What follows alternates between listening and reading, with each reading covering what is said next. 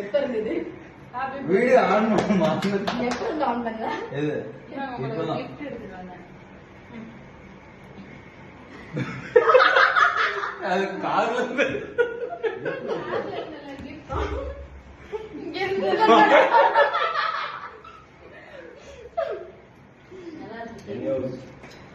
Thank you.